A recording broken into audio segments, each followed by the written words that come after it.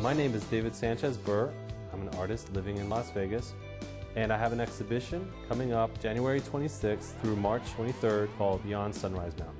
Well, when I first started working in Las Vegas, I moved here 6 years ago, and my first love for the region was never really for Las Vegas. It was for the outlying region, the nature, the desert. And from that perspective, you could look upon the city. Sunrise Mountain is an interesting paradox.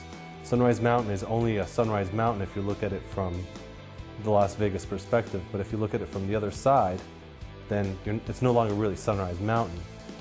The idea is that you have to look at Las Vegas really from the exterior and to look at it objectively in order to gather work that exemplifies situations that happen in the city or the history of the city or the geography of the city.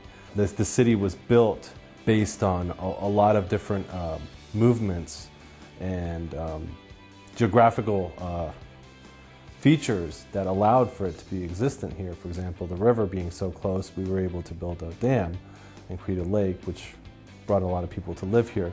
The exhibition is about some of these movements, some of these geographical, sociological movements.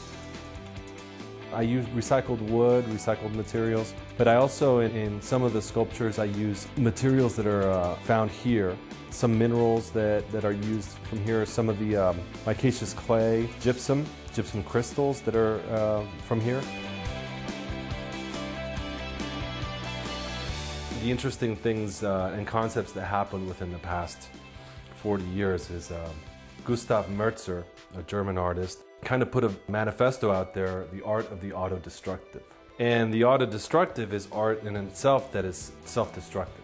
It is in itself a performance. This right here, ornately built structures, will be self-destructed at the opening using sound as the destructive force. So that will be the exciting moment in which these wonderful futuristic structures will completely fall apart.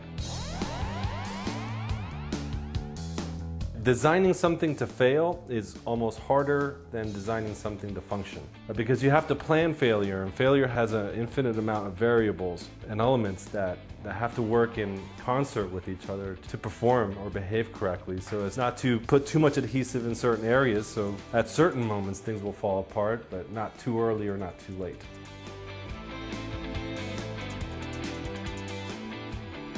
I think one of the very important ones is called observation, which it doesn't really involve any type of production.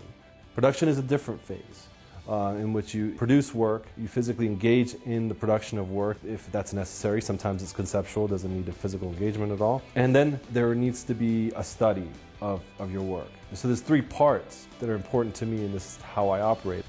You have to sort of think about it, and you also have to go out into the world and look at things so you can have new ideas.